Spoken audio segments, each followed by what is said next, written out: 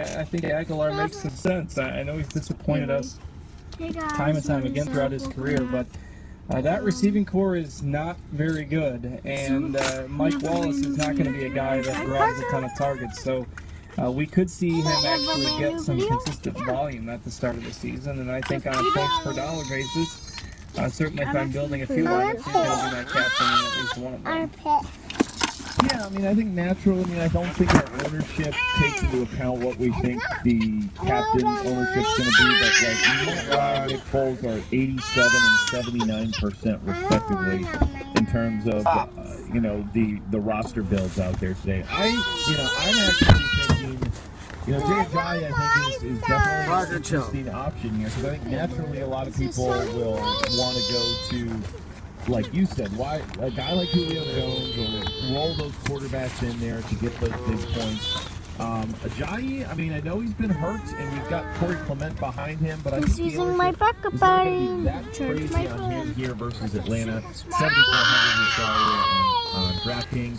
And then, what have I told you? There was a guy who was $200 in the player pool on DraftKings. 200. Julio Jones is 10,800.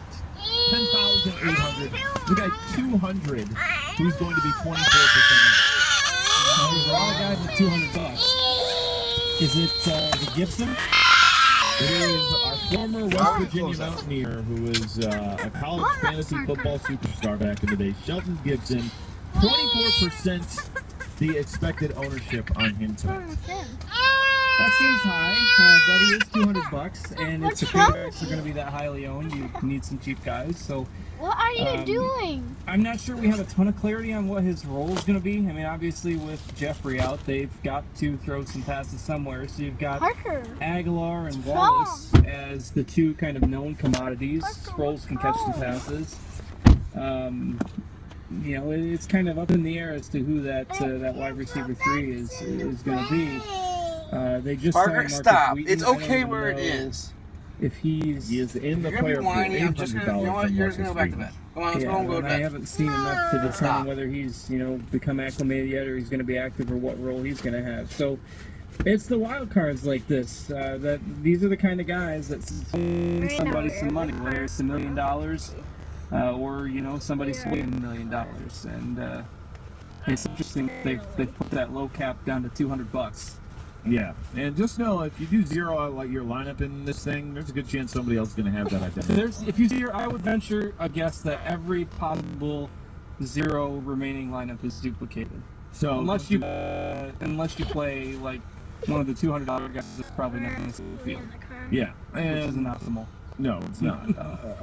So you can leave thousands on the table in that $1 million tournament. Probably not doing your cash games.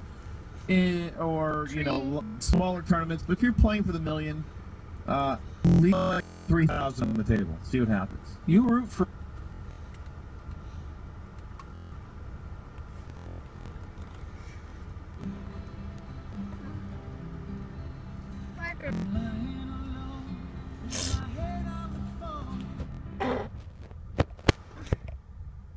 What are you doing?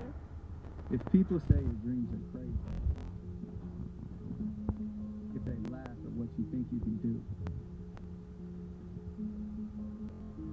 Good. Alright, well, Stay that's that the way. end of the video. Hope you enjoyed. Peace out. Because